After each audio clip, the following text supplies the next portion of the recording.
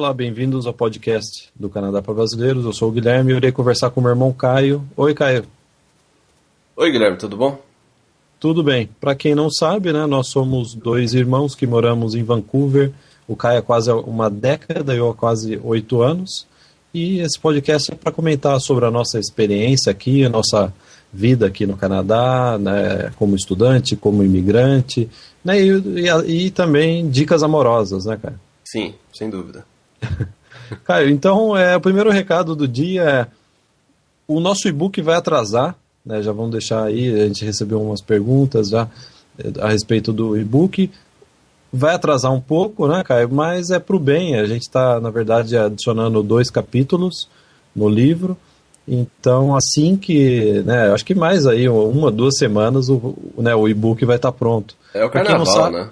É o carnaval, a gente estava pulando o carnaval, né, cara? Sim. Para quem não sabe, esse e-book vai ser um e-book que vai ser distribuído no Canadá para brasileiros. E é um resumo, é um guia rápido, para você fazer uma leitura rápida, né, e você ficar sabendo tudo sobre tudo o que é mais importante aí, essa primeira, né, vai ser assim, né, o primeiro socorro, né, para quem está chegando agora, né, cara? Sim. A respeito de imigração, trabalho, vida no Canadá. Então a gente está aí, né, ansioso aí para lançar esse e-book. Temos certeza aí que vai ajudar bastante gente, principalmente aquelas que estão chegando agora no nosso site, né, e querem, né, então, né, querem saber, querem absorver muitas informações ao mesmo tempo a respeito de como imigrar, arrumar emprego, né? Sim. Então, está dado o primeiro recado.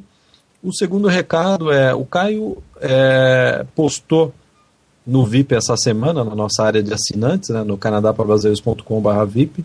É engraçado, Caio, tem gente que reclamou que a gente fica falando da nossa área de assinantes no podcast, né? Mas na verdade o podcast existe por causa dos nossos assinantes, né? Não, exatamente. Senão não tem como a gente fazer podcast. Na verdade a pergunta está invertida, né? Então o Caio atualizou essa semana, né, com um post muito interessante. Quem ouviu, eu recomendo que, se você não ouviu, ouça o podcast da semana passada, porque o Caio, ele imigrou para o Canadá através da imigração provincial, a imigração aqui da província de British Columbia. Então, a atualização dessa semana na nossa área de assinantes é um vídeo tutorial, né, Caio? Posso chamar assim, né? Pode. Um vídeo tutorial de 70 minutos que o Caio vai passo a passo, né? Ele entra no site da imigração aqui de British Columbia, né?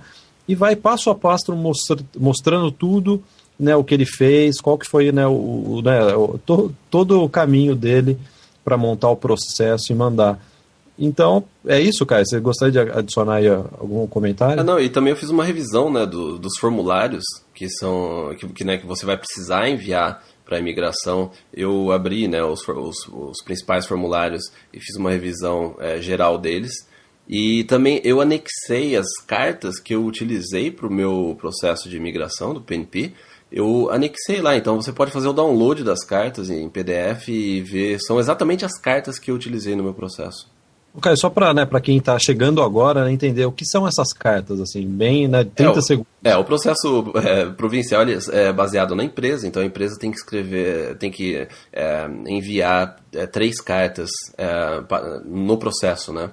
Então eu peguei essas 3 cartas e eu coloquei junto com esse vídeo para as pessoas poderem fazer o download, dar uma olhada como é que foi feito as cartas que eu utilizei. Caio, quanto que o advogado te cobrou para fazer essas 3 cartas? Não, eu não utilizei advogado, né? mas se eu utilizasse, não saía por menos de $400, né? Então, isso daí é só para as pessoas avaliarem, né, o custo-benefício da nossa área de assinantes, né? E pararem de reclamar que a gente fala da nossa área de assinantes no podcast, né, cara? Então, tá dado o recado, né? É claro, né? Sempre tem. Sempre tem. Faz esse tipo de comentário, né? Mas é isso, se não tiver área VIP não tem podcast.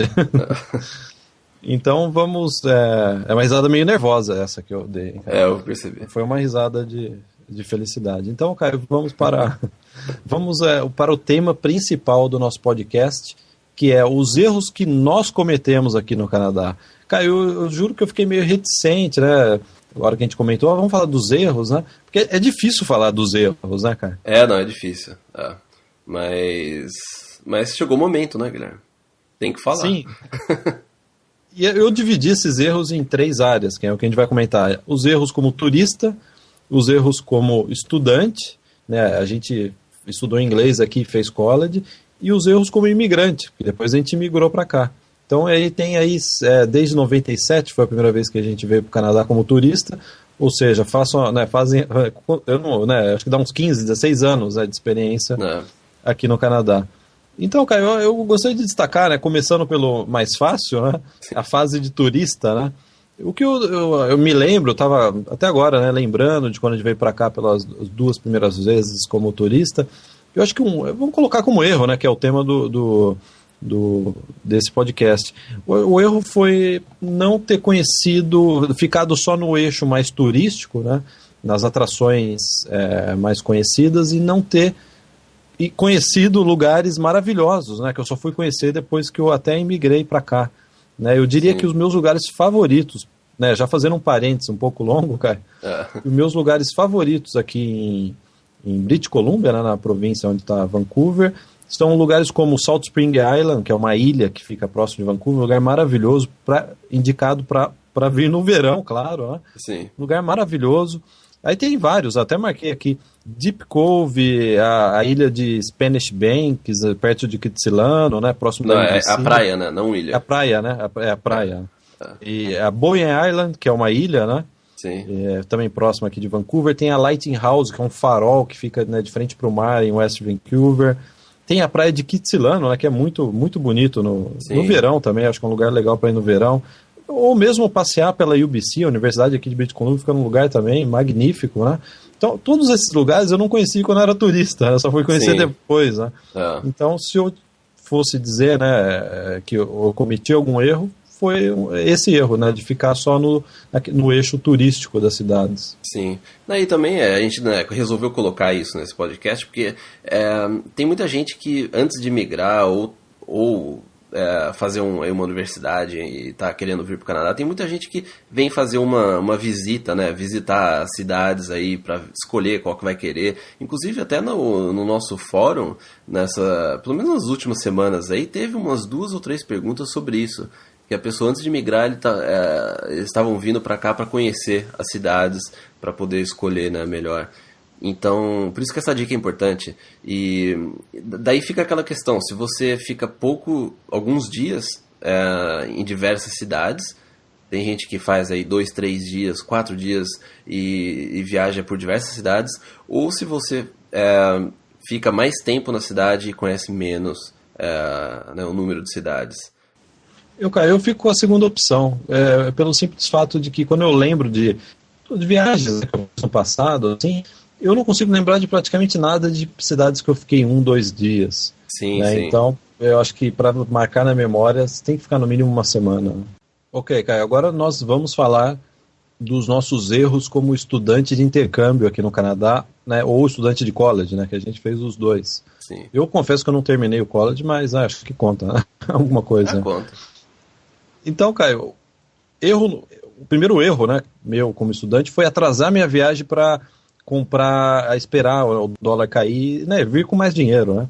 E eu acho que esse foi o meu primeiro erro, né, antes de chegar aqui. E eu até consegui, eu atrasei minha viagem acho que umas 3 semanas, até consegui comprar dólar numa cotação melhor, mas acontece o seguinte, cara, chegando aqui, o que eu gastei em pub e balada cobriu várias vezes essa minha economia de 3 semanas esperando o dólar baixar. Sim. E essa eu acho que é uma experiência que a gente vê aqui, né? O estudante ele tem esse comportamento assim como eu tive, né? Sim, a gente vê acontecer muito disso. Tem gente que fala, não, eu vou atrasar um pouco a viagem por causa do dólar, ainda mais porque no passado, né, principalmente, o dólar deu uma variada. Então tinha muita gente que esperava o dólar cair um pouco, daí caía uns 3 centavos, a pessoa já achava que estava melhor já, né, e decidia vir. Só que se a diferença é muito pouca, em um final de semana aqui você vai gastar toda a diferença, né? Não, uma cerveja a mais que você toma, no dia seguinte você já passou a diferença cambial, né? Aconteceu isso comigo, eu juro pra você. Nos primeiros 2 meses, o que eu gastei com a cerveja aqui no Canadá é caro, né? Porque eu gastei com cerveja e passou todo o que eu tinha economizado. Então esse é o primeiro erro, né? Um erro meio até, assim, vou dizer, inocente, né? Não causou nada além, foi divertido, né? Ter gasto esse dinheiro. Mas foi um erro meu, né? Imagina, se atrasar a viagem 3 semanas e depois gastar, né? É porque é muito fácil, né, Gran? Você gastar, principalmente quando você acaba de chegar, você gastar mais dinheiro até do que estava prevendo. Por isso que a gente sempre orienta as pessoas a ter um budget, né, que chama de budget. É você ter um certo dinheiro por semana, não é nem por mês. Tem gente que às vezes tenta controlar por mês, mas não, um dinheiro por semana daquilo que você pode gastar em termos de comida, de balada, né? Você seguir à risca aquele seu dinheiro da semana, que você vai ter muito mais controle para não gastar além da conta, né? Literalmente. Coloca o dinheiro no envelope, né? Nem usa cartão, né? Coloca o dinheiro no envelope, né? Para essa semana eu tenho esse dinheiro aqui. Porque é sempre assim, né? As pessoas, elas... na hora de comprar, a gente é bem racional, né? Como eu fui. Mas na hora que você chega aqui, a irracionalidade toma conta, né? Pelo menos foi comigo, assim, né? Mas não me arrependo, cara. Não me arrependo. Não. Tá tudo certo já. Tá certo. E aí caiu um segundo erro. Eu não ter me dedicado mais intensamente nos primeiros 3 meses de estudo de inglês aqui no Canadá. Caio, você tem uma teoria boa a respeito disso, né? De quando você deve se dedicar mais. Aí eu concordo com você. Essa teoria funciona. É que depende da forma que você estuda nos primeiros meses, né? Vai ser quanto que você vai gastar e como é que seu inglês vai melhorar. No meu caso, eu me dediquei muito nos primeiros 5, 6 meses. Só que depois eu comecei a notar que o meu inglês ele começou a não sair muito do lugar. E eu ainda estava na escola, né? E então eu percebi que eu não estava melhorando da forma que eu esperava, né? Que devia melhorar. Então, o que eu fiz? Eu estava estudando em período integral, eu simplesmente mudei para um meio período, então eu estudava só de manhã, e resolvi fazer um trabalho voluntário na parte da tarde. Então eu ainda tinha o suporte, né, da escola, né, quer queira ou não, você às vezes tem um contato com o professor, tirar uma dúvida, né, vale a pena, pode economizar bastante tempo. Só que na parte da tarde eu estava fazendo um trabalho voluntário, ou seja, eu conseguia colocar em prática aquilo que eu tinha aprendido nos meses anteriores.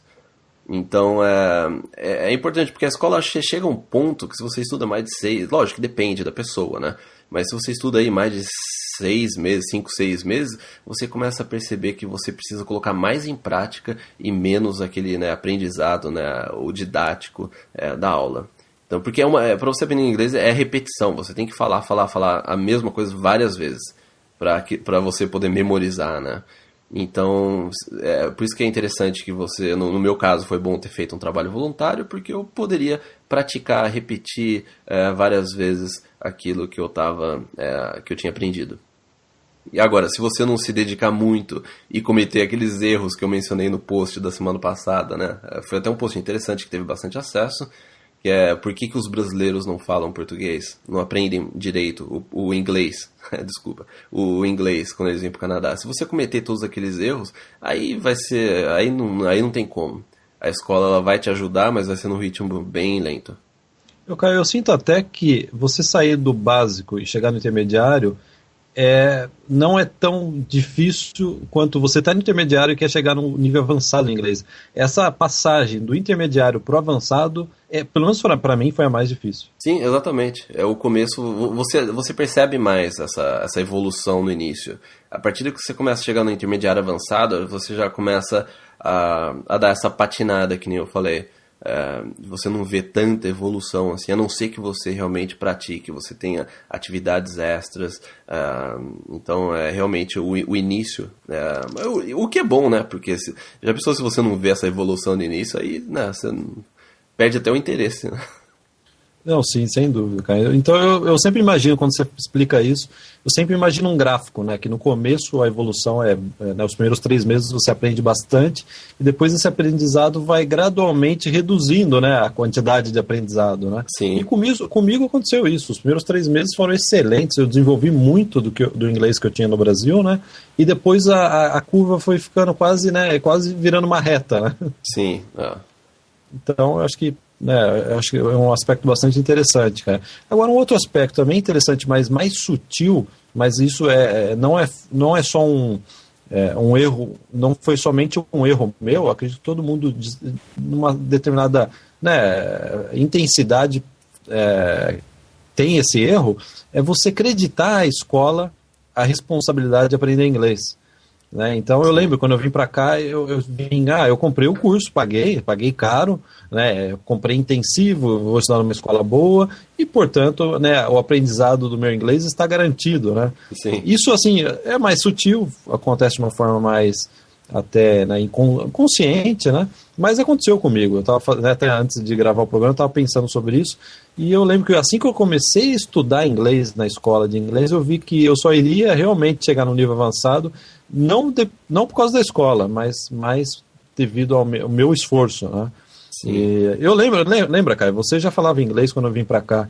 E eu lembro que tinha frases e palavras que eu não conseguia pronunciar. E não era na escola, né, a professora ficando meia hora comigo, né, me treinando individualmente, que isso iria acontecer. Então eu lembro que foi mais um esforço individual meu. Então aos poucos eu fui percebendo que a escola era só uma espécie de faísca, assim, uma espécie, né, de a partida apenas, a ignição apenas do aprendizado e não a responsabilidade de, né, a garantia, né, de que eu iria aprender inglês. Sim, a escola te dá a ferramenta, te dá a orientação e você tem que pegar aquilo que você aprende e repetir muitas e muitas vezes. Tem que praticar, senão você esquece. Senão, se você esquece aquilo que foi dado na aula de ontem, né, antes de ontem, na aula da semana passada, se você só passou pela aula e foi indo para a escola e sem prestar atenção em pegar aquele conceito e aplicar ele diversas vezes né, no seu dia a dia.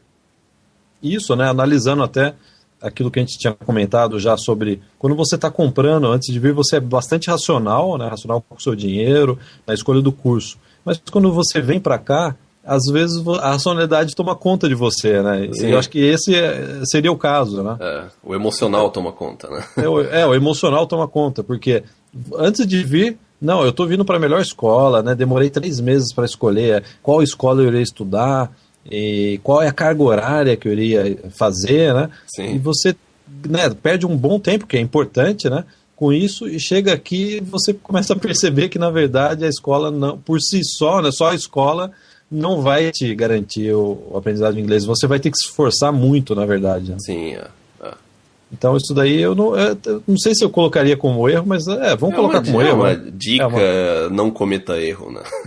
Sim, sim. Cara, e aí um outro erro que eu marco aqui, que eu cometi, foi ter perdido, logo assim, de poucos meses, perdido tempo fazendo cursos de Business English, né, inglês para negócios, e cursos de preparação para o IELTS. Sim. Eu acredito que eu fazendo esses cursos eu percebi que teria sido melhor eu ter estudado somente inglês. Sim.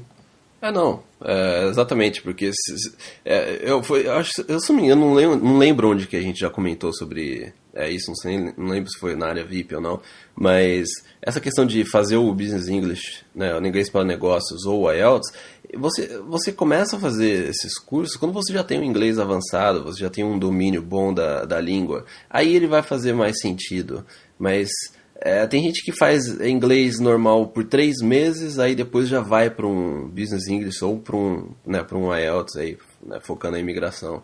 O que eu não acho que tem um proveito aí muito bom nesse aspecto de você aprender e desenvolver muito. Porque o mais importante de tudo, se você vai para uma entrevista de emprego, ou se você está fazendo um currículo, ou se vai conversar no telefone com alguém, com um empregador em potencial... o mais importante é você ter a fluência para poder ter um diálogo, né, ter uma conversa, explicar determinadas coisas, e não os termos em si, né, de alguma coisa específica na área de negócios. Não, até lembrando que na nossa área VIP, né, já tem gente já brava que a gente está falando da área VIP, cara. Na nossa área VIP tem um guia só sobre o IELTS que eu comento exatamente sobre isso. Que entre diversas dicas, isso, ao invés de você já logo entrar num curso de IELTS, porque você não aprende inglês bem, né? Fica realmente afiado no inglês e depois você treina pro IELTS. Vai ser bem mais fácil. Eu cometi esse erro. Esse foi um dos erros aí que eu coloco aí como os meus principais erros como estudante de intercâmbio, estudante aqui no Canadá. Sim. Foi ter logo, vou fazer o curso de IELTS que já me garante no IELTS. Não, né, o IELTS ele vai te avaliar o nível de inglês. Para você ter nível de inglês, primeiro você tem que realmente fazer aquele inglês, né, o curso de inglês regular mesmo. Né? Sim, Então, Caio, desculpa. Não, pode continuar, Guilherme. Você tem uma dica boa para aquelas pessoas que nos mandam e-mail e diz, eu não quero ir para moradia, eu já quero alugar um apartamento, como eu faço para alugar um apartamento em Vancouver? Conte a sua história, Caio. A minha jornada com moradia, né? Ela foi assim, quando eu vim para Vancouver eu não queria ficar em homestay, eu não queria. Não sei porquê, mas simplesmente eu não queria. Então eu vim direto para um apartamento. Eu aluguei um apartamento. Só que o problema é que quando eu cheguei no apartamento, eu tive que comprar os móveis. Eu tive que comprar cama, tive que comprar colchão, tive que contratar internet, contratar TV a cabo, montar pelo menos o básico do apartamento, comprar uma panela, né, um micro-ondas. Então eu tive que montar o apartamento. Só que depois de 4 meses eu tive que mudar daquele apartamento. E essa nova casa onde eu fui morar, eles já tinham cama, já tinha o colchão, já tinha mesa para computador, já tinha internet. Então, além do trabalho de cancelar a internet, né, tudo, eu tive que me desfazer de muita coisa que eu tinha comprado uns meses atrás. Então, eu perdi um dinheiro, porque você não consegue vender tudo, e na época eu tinha acabado de chegar aqui, o meu inglês também não era tão bom, então dificultou e eu perdi um dinheiro, porque eu acabei só levando comigo para essa nova casa o meu computador e as roupas, né? Bom, daí eu mudei na sequência para um outro apartamento que já era mobiliado, então, só que não tinha mesa para computador, então quando eu mudei, eu tive que comprar uma mesa de computador, e eu tinha me desvencilhado da minha uns 6, 7 meses atrás, né? Então eu tive que comprar de novo uma mesa para computador. Aí quando você veio, Guilherme, a gente mudou para um novo apartamento. E só que oi? Não, é até interessante, né? Acho que nem tem a ver com o tema desse podcast, mas eu acho que é muito interessante. A gente teve que mudar, né, desse apartamento que a gente estava para um outro. E a gente fez a mudança praticamente toda no SkyTrain, no metrô, né? Eu lembro de eu entrando com cadeira, mala, o dia inteiro, indo e voltando. Né? Porque os dois apartamentos eles ficavam próximos à estação de metrô e ficava só 2 estações de distância. Então a gente fez toda a mudança pelo metrô. Só que o problema é que esse apartamento, quando a gente mudou, Guilherme, ele não tinha nada, né? Ele só tinha o fogão e geladeira, que todo apartamento vem aqui quando ele não é mobiliado, já tem fogão e geladeira. Então, o que a gente teve que fazer? A gente teve que comprar tudo de novo. A gente comprou sofá, comprou cama, a gente fez todas as compras de novo. Isso já fazia, né, alguns anos que um ano e meio, quase 2 anos que eu estava aqui. Daí o que aconteceu? A gente montou o apartamento, tudo ótimo, tinha todos os móveis. Aí, para finalizar a história, né, o Guilherme, a gente decidiu mudar para o centro da cidade e cada um para o seu lugar. Né, Guilherme? Então você mudou com a sua esposa, aí você levou todos os móveis, eu fiquei sem nada e tive que comprar tudo de novo. O que eu posso dizer, Caio? Não me mande a conta. Né? Mas foi isso que aconteceu. É engraçado que o último móvel desse nosso primeiro apartamento aqui em Vancouver, eu me livrei dele na semana passada, que era uma mesa que a gente tinha, né? Eu resolvi, não tinha mais espaço aqui. Agora não preciso mais também. Também não dá mais para devolver. Caio, agora vamos para a parte que eu acho que é mais aí, vamos colocar polêmica, vamos dar de João Kleber, né? A parte mais polêmica do programa, que é os erros que nós cometemos como imigrantes ou imigrando, né, durante o processo de imigração. Acho que na verdade faz mais sentido assim. Então, Caio, o primeiro erro, que é um erro que eu me arrependo até hoje, acho que foi o meu maior erro, sem dúvida, no processo de imigração, foi ter contratado um consultor, entre aspas, né, um consultor de imigração. Né, Caio? Não foi uma experiência muito boa, porque na época eu não entendia nada de imigração, mas ao mesmo tempo eu estava muito acomodado, porque eu poderia ter estudado o processo, né, entendido o processo, né, quebrado, né, aquela barreira, né, não sei nada e, portanto, vou terceirizar isso daí com alguém, né? Sim. E a gente resolveu, né, eu digo a gente porque a gente morava junto, né, você participava, ajudou no meu processo, né, fez junto, né, o meu processo eu apliquei para o processo federal, né, fazendo um parênteses aí, para o trabalhador qualificado do processo federal. E a gente contratou essa pessoa que, na verdade, nem tinha qualificação, né, para revisar o meu processo, me ajudar, e, sem dúvida nenhuma, foi um arrependimento meu, porque no meio do processo eu não estava recebendo... Antes do meio do processo, né, Guilherme? Antes do meio, foi no começo já. Eu paguei a pessoa, né, e a pessoa, depois disso, não deu mais a atenção devida, né, e eu também percebi que a pessoa não entendia do assunto, né, não entendia a fundo do processo de trabalhador qualificado. Era muito mais fácil eu estudar, e foi isso que a gente fez, né? Lembro que a gente ficou um final de semana, né, baixando os PDFs, os manuais do processo de imigração, e a gente acabou fazendo por conta. Foi a melhor coisa que eu fiz, porque eu iria me arrepender profundamente de mandar toda a minha documentação para essa pessoa e saber lá o que a pessoa vai fazer, esquecer, perder prazo, etc, né? Então, foi a melhor coisa. Eu simplesmente parei de consultar com essa pessoa e fiz o processo por conta, né? Na verdade, o processo foi feito em 4 mãos, né, cara? Foi eu, você, a nossa mãe e a minha esposa, né? Que na época era a minha namorada. E a gente ficou concentrado no apartamento aqui em Vancouver durante dias, né, montando o processo. Né? E foi a melhor coisa que a gente fez, porque me deu uma satisfação depois colocar tudo daí numa caixa e nos correios aqui de Vancouver, né? E mandar, né, e saber que eu estou mandando, saber o que eu coloquei no pedido, né, ter controle da minha, né, o meu futuro estava dentro daquela caixa, né. Então, assim, ao mesmo tempo que foi um erro, né, de início, eu acho que se eu tive um acerto no processo, foi ter feito isso, né, ter trazido para a minha responsabilidade, né, nossa, né, porque foi um processo feito por 4 pessoas,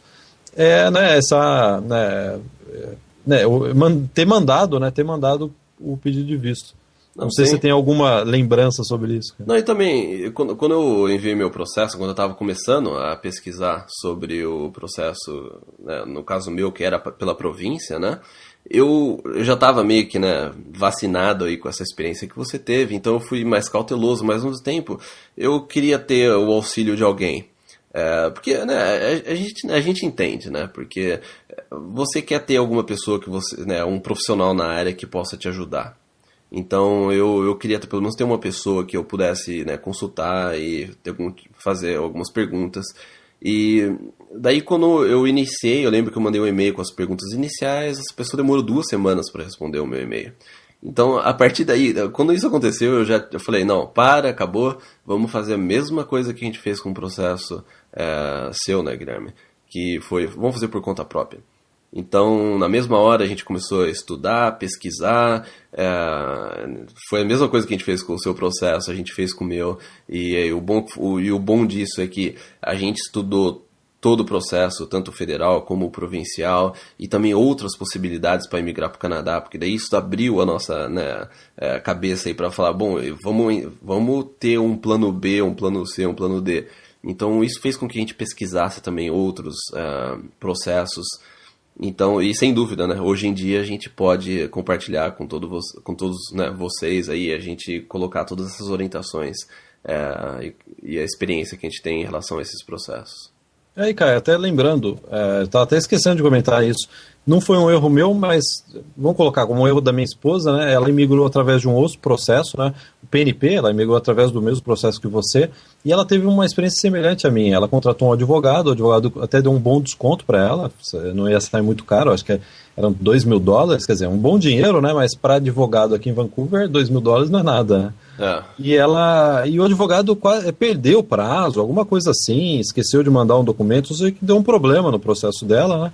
E ela resolveu também assumir, né, do meio em diante do processo, e ela por conta própria finalizou o processo dela, porque se fosse depender do advogado, né, talvez ela teria um problema com a imigração. Sim. Então, aquela coisa, a sua vida está naquela caixa, naquele envelope, né, na caixa, né, porque o pedido de imigração geralmente é uma caixa, né? Mas os meus do federal foi, né? Então, o seu futuro, a sua vida está lá. Não coloque... É claro, você pode consultar. Você pode contratar uma pessoa para tirar dúvidas, para te ajudar. mais tenha o controle, né? O Caio você sempre comenta isso, né? E é verdade, né? Sim. Frase sua, tenha o controle do processo. O mais interessado no sucesso desse processo é você. Essa é a frase.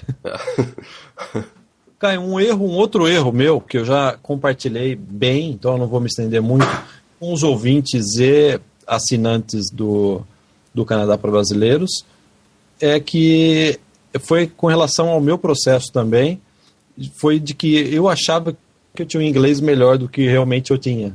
Então eu já fazia college aqui, né? Então você imagina, fazia trabalho, ia em aula, tal, né? Conversava, tal, e eu achei que o meu inglês já era avançado, então eu já estava contando como pontuação máxima. O meu inglês vai ser avançado, então eu consegui migrar. Aí no meio do processo eu descobri que o meu inglês era segundo o IELTS, né? Tem gente que não aguenta mais, eu também não aguento mais falar sobre o IELTS, né? Nos últimos meses, né? Mas não tem como não comentar, porque é importante, né? Então, eu fiz um IELTS, deu nível 5, e eu precisava de nível 7 para o IELTS. Então eu perdi aí um ano o meu processo demorou um ano a mais de migração, porque eu tive que tentar e conseguir, né, chegar ao nível 7 do IELTS. Então esse foi um erro meu, achar que o meu inglês era melhor do que realmente é. Eu imagino que a maior parte das pessoas também ou comete ou vai cometer esse mesmo erro que eu cometi. Então, se você está ouvindo esse podcast, ainda há tempo de você não ter o mesmo erro que eu tive. O bom, Guilherme, é que agora você tem que fazer o IELTS antes, né? Então você evita esse tipo de problema. Sem dúvida. O fato de agora, até você que eu estava comentando antes da gente gravar, antigamente você só mandava o IELTS depois. E o que acontecia? Tinha muito advogado aí, né, picareta, que aceitava o seu processo, né? Você falava, não, eu tenho inglês avançado. Ele aceitava tocar o seu processo, e a hora que chegava na hora de apresentar o IELTS, não era culpa, entre aspas, do advogado, né? Então tinha muito problema, né, de pessoas tentando imigrar e problema com advogados de imigração, consultores de imigração. E processos que se arrastavam aí por anos, né? E sem dúvida, mas agora com essas novas regras aí, e é aquele negócio, né? Essa regra ela não veio à toa, né? É porque isso daí devia ser um problema muito comum. Então, sem dúvida que agora é melhor você ter a certeza de como é o seu inglês antes de você aplicar. Sem dúvida nenhuma. Caio, e aí eu acho que a gente tem aqui mais um erro relacionado à imigração, né? Na verdade, assim, não foi um erro fatal, né? Não foi aquele erro que causou, né, algum tipo de dano para nós, mas eu já vi muito. A gente cometeu, sim, em parte, né? A gente contou com a sorte, né? Sim. Mas eu já vi muita gente não tendo a sorte que a gente teve. Qual é esse último erro? O último erro desse podcast, que é você demorar muito para mandar o seu processo ou demorar muito para decidir emigrar para o Canadá. Se você avaliou, né, tem inglês avançado, já está com a IELTS em mãos, tem toda a pontuação, não fique perdendo muito tempo em mandar. Por quê? Quando eu mandei meu processo, meses depois, as regras mudaram da imigração e eu não conseguiria mais me qualificar para o processo de trabalhador qualificado. Então você imagina, eu atrasei, o meu processo atrasou, eu poderia ter feito até antes, mas eu poderia simplesmente ter pensado, não, eu vou esperar eu terminar aqui o meu college, aqui em Vancouver, e aí sim, né, eu aplico para a imigração. Às vezes eu vejo muitos e-mails que a gente recebe nessa linha, não, eu estou fazendo minha faculdade de 5 anos no Brasil, e aí eu irei imigrar, né? Não tem nem como a gente dar qualquer tipo de orientação, porque a gente não sabe como é que vai estar, né, daqui a 5 anos, 6 anos. E, cara, até é curioso que eu lembro que até 2008, 2009, antes de dar esse reboliço na imigração, né, na época que era fácil, entre aspas, imigrar para o Canadá, principalmente para Quebec, que realmente era uma baba, né, imigrar para Quebec. Eu lembro que o pessoal às vezes me mandava e-mail, ligava para a gente, perguntando, imigração, quero migrar para o Canadá. Eu falava assim, vai para Quebec, né? Sim, Quebec aplica para Quebec o quanto antes. Tá de portas abertas para você, né? E eu tenho certeza que muitas pessoas ficaram esperando, não, eu não quero ir para Quebec, eu não gosto de francês, etc. Né? Sempre tem, né? Quando você não quer fazer uma coisa, inconscientemente você começa a criar diversas desculpas racionais, né? Sim. Então eu imagino que tem muitas pessoas que hoje, é uma imaginação minha, pessoas que na época conversaram comigo, né? E hoje se arrependem, poxa, hoje nem para Quebec dá mais para eu imigrar, né? Porque os requerimentos mudaram, né? Hoje eu preciso ter francês avançado, etc. Né? Sim. Então, sem querer voltar no assunto de Quebec. Né? Não. Então, mais uma risada nervosa, cara. Então é isso, né, Caio? Você mesmo, né? Você no podcast anterior, a gente recomenda até quem não ouviu, né? Quem começou, nos conheceu nesse podcast, ouviu o podcast. Ah, Caio, esse podcast é o número 40. Eu esqueci de comentar no começo do programa. É verdade. Esqueci de comprar champanhe e esqueci de comentar no começo do programa. Amanhã, né? Amanhã eu tô indo aí, né? Tá bom. Então, no podcast 39, o anterior a esse, o Caio comentou de um... Né, Caio? Diga, vai. De um amigo seu. Porque aquele meu amigo, né, ele aplicou para o processo provincial, só que a empresa fechou no meio... A empresa que estava contratando ele, né, com oferta de emprego, fechou no meio do processo. Então, imagina assim, né, se eu tivesse na situação dessa, também poderia complicar bastante. Então, essa dica de você não atrasar muito, não ficar muito com esse negócio, devo, não devo, aplique. E depois você decide se você quer vir para o Canadá ou não. Então, Caio, nós vamos encerrar aí o podcast número 40. A gente mesmo, né, notou isso, que a gente nunca comentou dos nossos erros, porque na verdade, até na área VIP, né, uma boa parte, eu acho que a parte mais legal da área VIP é a gente comentando sobre os nossos erros, né? Sim. Para que as pessoas que estão vindo não cometam, né? É simples, né? Sim. Então, acho que foi muito legal esse podcast, e claro, é meio constrangedor, né? Se a gente lembrar demais, a gente vai comentando, né? Mas esses foram os erros que eu lembro, assim, que né, durante todos esses 15 anos aí de experiência com o Canadá, 15 ou 16, né? 1997, você imagina, já. Tem gente que manda e-mail para nós, eu quero estudar no Canadá, e eu vejo a idade dele, poxa, quando você nasceu, eu já estava aqui em Vancouver. Né, tiozão total, né? Total, tiozão. E as traças? Matou todas as traças do seu apartamento? Elas estão... sim. Aí o Caio está fazendo uma pergunta referente ao podcast anterior, né? Que eu dei uma dica. Se você não quer que as traças comam as suas roupas aqui no Canadá, deixa um pouco de sucrilhos no carpete, né? Eu detetizei o apartamento e elas acabaram. Não precisa mais de sucrilhos. Eu estou economizando um bom dinheiro por semana com sucrilhos. Não precisa mais, porque elas estão todas mortas, né? Sim, legal. Então essa é a última dica aí, né, do podcast. E a gente gostaria de lembrar mais uma vez, se você é assinante, pode acessar a área de assinantes, né, no canadaprabrasileiros.com/VIP. Falei certo hoje, hein, cara? Falou. E tem a atualização, 70 minutos de vídeo tutorial do Caio explicando passo a passo todo o processo, cópias das cartas de empregadores, né, que os advogados, como a gente comentou, advogados de imigração cobram aí um bom dinheiro para fazer essas cartas. O Caio disponibilizou o modelo lá que ele usou para imigrar. Então tá tudo lá na área VIP. Quem está chegando agora, a gente também tem referente ao processo que eu imigrei na semana passada, entrou na nossa área de assinantes, como você comprova a experiência de trabalho sem ter carteira assinada. Então, o processo federal vai voltar agora, né, dia 4 de maio. Para quem não sabe, está chegando agora. Né? Sim. 4 de maio, o processo federal, o principal processo de imigração para o Canadá, vai ser retomado.